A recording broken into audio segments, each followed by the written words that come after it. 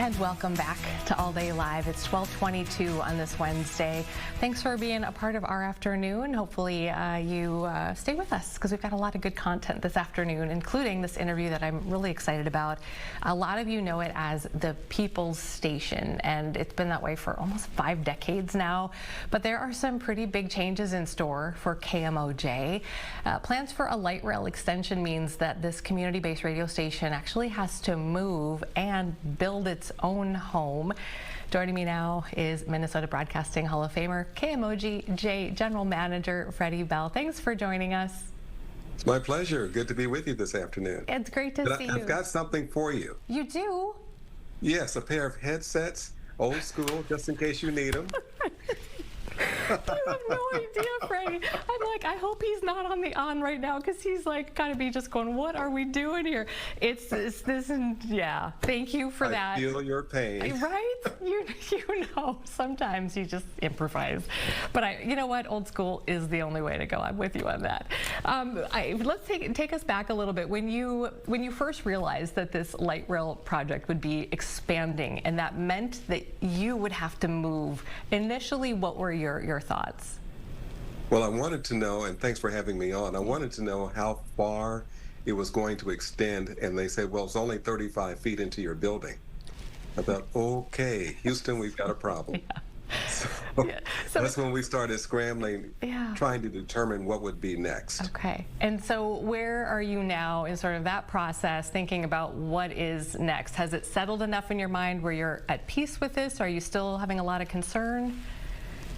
I'm as much at peace as I can be, because our board of directors and some community leaders that we've been talking to have come up with an idea that we've fully embraced that will generate a forever home for KMOJ, and we're really excited about that. What does that mean? Well, for almost 50 years, we've been at one facility or another, leased space, rented space, sometimes no space. And I believe this has been the longest time we've been in any one place in our existence. So thanks to Senator Champion, with his urging, we've decided to lay down some deep roots, Amy, and we're doing that on the north side with our brand new forever home. And there's an unveiling next week. And it's a message not only to our community, but for the next prince or the next time of the world, the next broadcasters, those who need a new telex for television, whatever it might be. We've got that place for them, and a community gathering place. So can we talk more in detail about the space that you have found, the land, where it is, and then let's talk more specifically about what do you want this to look like? Well, I won't get into what it will look like, but I can tell you that mentally I've already seen it. It's a 2-story structure, 10,000 square feet, which sits on an 18,000 square foot plot of land. If you're familiar with where Lowry and Oliver is, it's right at that intersection, cat a corner to a church. And for what we've been able to see and a long time search, this is the ideal place for us to lay down roots and call it home, our forever home. And I couldn't be more excited about it. I'm more excited for the community and what it will mean for the future of broadcasting and communication for this community. And Freddie, do you see it as a building to house a radio station in your mind, in your dreams? Do you see it as more like a gathering space and a place to have events and things like that? What are you thinking? I'm thinking yes, yes, and yes. So as for broadcasting, we have our 2 signals that we have, the ICE, Minnesota's Coldest Music. That's our hip-hop station, our legacy station, KMOJ, which we're really excited about, and also podcast studios, and then whatever the next generation of communication happens to be, I believe we'll be well positioned to take advantage of that and really lean into communications at its highest level with state-of-the-art equipment, and also an ear toward making sure that we're on the leading edge of communication, whatever that happens to be. It's podcasting today. We don't know what the next phase will be. We have an idea, but we will be there. Dreams cost money, as you know. How will this be paid for? Is the city, county, do you get any help since they're essentially forcing you to move in this? Well, there's a lot of help available to us, and we're at the very beginning of our capital campaign. This project is a $17 million project, and we're looking for help anywhere we can get it. There are people who are really supportive and have been over the years for KMOJ, from artists to foundations, private industry, the state of Minnesota, the city of Minneapolis, St. Paul, and we're asking for all of those forces to come together. And we're doing it a little bit in an unorthodox way, Amy, in that we're involving our community as well as these entities that I just mentioned together, and we're raising the money together. It's a community effort, yeah. And we thought, well, why not do it all together? Why not involve our community and the big money people at the same time, at the same table? Because that's the way it's always been. We've been listening and then giving that information to our communities over the years, and this is no different. So on the 15th, next week, next Wednesday, we'll pull the cover back at 11 o'clock and fully engage this community, fully engage the business community, fully engage the state of Minnesota, the city of Minneapolis and St. Paul, and anyone else who wants to get involved with a community station that is legacy, that has been with us for almost 50 years, who are really concerned about being that voice, being that community gathering space. There'll be space for that in the new facility, to have our own block parties, but we also just want to make sure that that voice is never silenced in this community. I actually, we're going to break this into a couple segments if you like, because there's so much I want to talk to you about with regards to community and your impact there and what KMOJ means to the community. But can you quickly just give me a little bit of a rundown of where people, so is it on the 15th, just so everybody knows, at 11 a.m., where can people go? Just let us know. The easiest way is to go to our website, KMOJFM.com, and you'll see a flag to the right when you go in. You can click there. That'll take you to Eventbrite. And RSVP is a free event, but we're just trying to get an idea of how many people are coming. Okay. Excellent. Let's talk more. Do you mind if we take a quick break and then continue? Do you have time? I have time if you have time. I have time. Let's hope my equipment keeps going, and as long as that does, we're good. Why don't we? I know you're Amy, I got you. I know. Thank you, Freddie. Let's take a quick break, and when we come back, more with Freddie, KMOJ, big changes ahead, and just excited to talk more about their impact in the community. If you don't know, please stay with us for the rest of this conversation. It's they are the heartbeat in so many ways of our community. We'll be right back.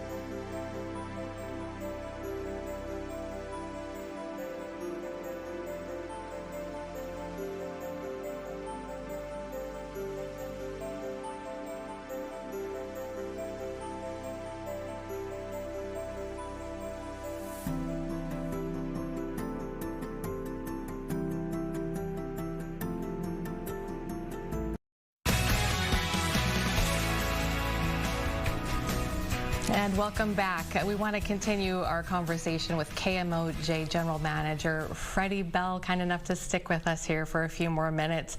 I was hoping that Q Bear was going to join you, but that's not going to happen. Is that right? Gonna break my heart? I don't know. I thought he was joining, but...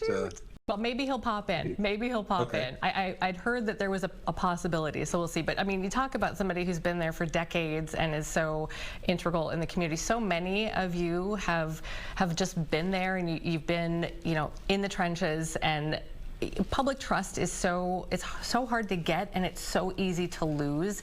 I'm curious how you feel that you've done over the decades in weathering that.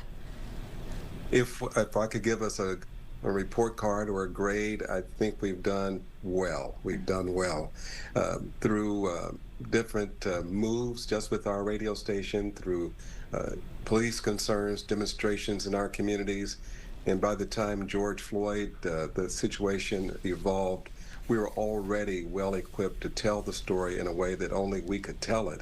And it's a very important story, but it's not something that you can just pick up and do overnight and expect to do it well. We've got a great cast of citizen journalists like Sam Simmons, Al Flowers, and the list goes on.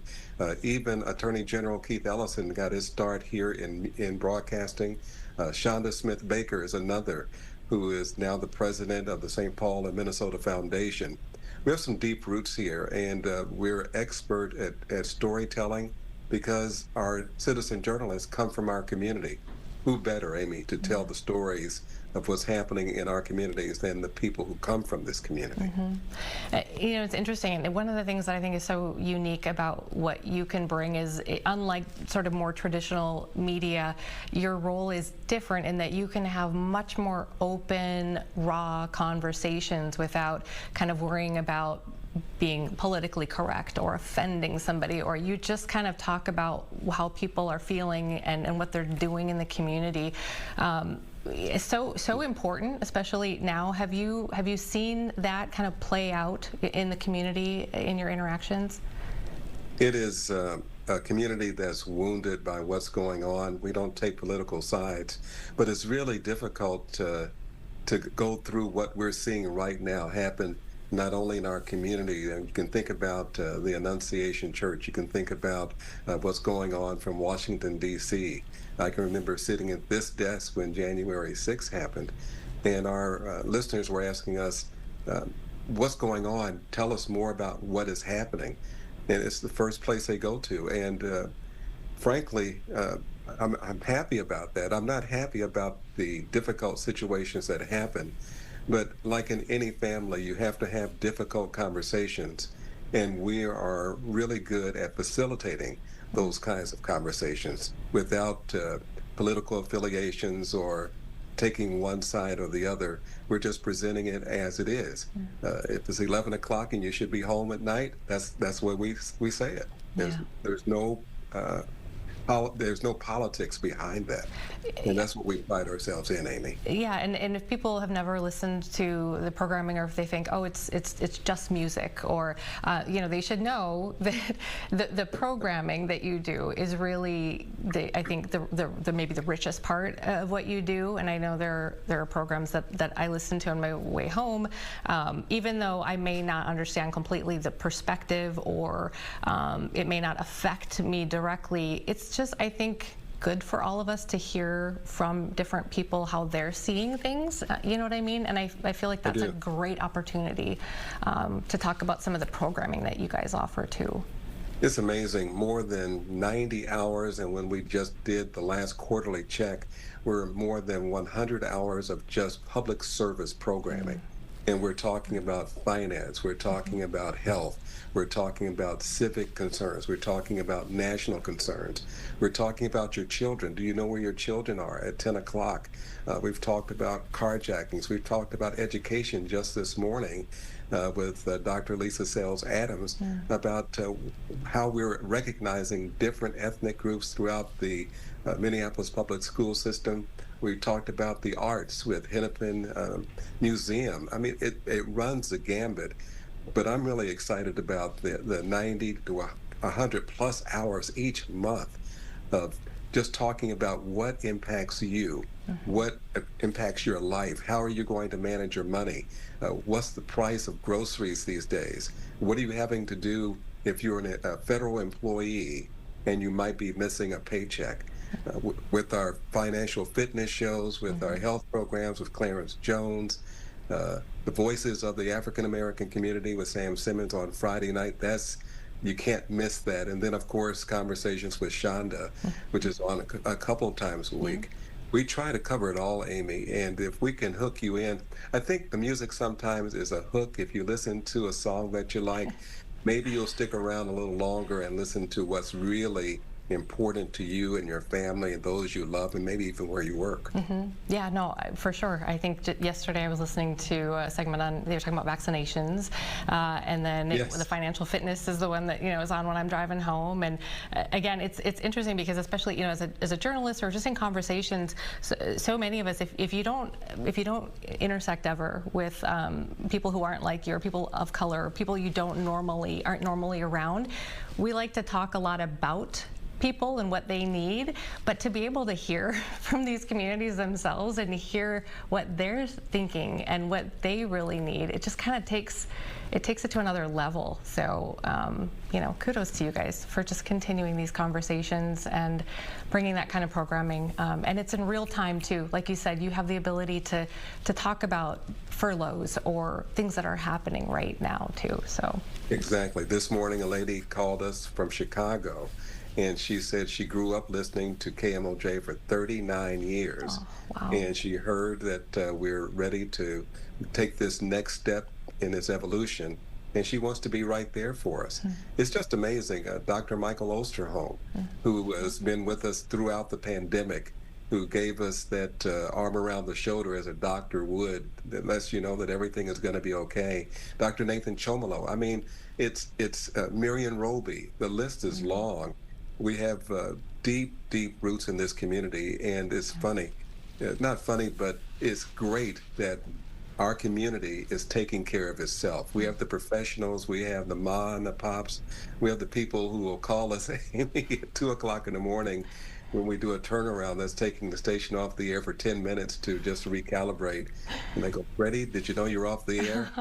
Yes, that's planned, but thank you very much. That's the kind of loyalty that we have here. And we just want people to get on board. If they've not supported us before, Congress has taken, not Congress, but the White House has taken away our public funding, which is more than 20% of what we need to operate.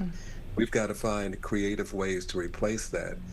But, as I told you earlier, I've seen the best for this radio station. We're experiencing it, and each day is coming more and more into light. But we need people to help us to get there. We're smart enough to know that we can't do it alone. We've never done it alone. But we need partners to help us to realize this dream, because as we go, so goes our community. Wow, so many years of promoting unity in the community. You just, again, thank you for all that you have done, and we'll continue to talk to you and let people know about progress and how things are going. I know the timetable, you have some time, right? Your current lease goes to, is it 30, something like that? 2030? Yes, our lease is up in 2030, and the light rail should be running by then. But we're positioned, if we have to leave by then, before then, we've got plans to take care of the radio station and have continuous broadcasting. Now, let me just say this. If we can make it through a pandemic without missing a minute of broadcast time, a light rail with the sparks coming through, that's nothing for us. We can do this, but we can do it together. That's the whole thing. We didn't do it by ourselves before, and we certainly can't do it by ourselves now. And we need people like you, voices with your wonderful program and the team that you have around you. That's what it takes. That's what it takes. And I still have my headsets for you if you need it. Thank you. I so appreciate that. Thank you for your time, and let's just keep talking. Let's continue to spread the word and let people know this is an institution, really, in our community. And if you don't know about it, check it out. People can stream it, right? It doesn't matter. You don't have to be here in the city. You can stream. That's right. Just download it, search for KMOJ or 89.9, and you can get both of our stations. And if you can, let us know that you're coming next Wednesday, 11 o'clock. Amy, we'd love to have you there. Yeah, well, we're on live at noon, so if we can catch the tail end of that even on our newscast here, we would love to do that. So maybe we can catch up with you next week. Do it live from the event. Or that. I would love, maybe, yeah, the technology will be better there, right? You'll hook me up with those headphones and we'll just make it work. Freddie Bell, thank you for your time today, sir. Really appreciate it. It's always a pleasure to talk to you. I'm so grateful to have this time with you. Thank you so much. Thank you. All right, take care. We'll talk soon. All right, let's take another break here, and when we come back, we've got more headlines for you, more to cover as we're already rounding into this 1 o'clock hour, and All Day Live continues right after this very peaceful moment from Lake Harriet.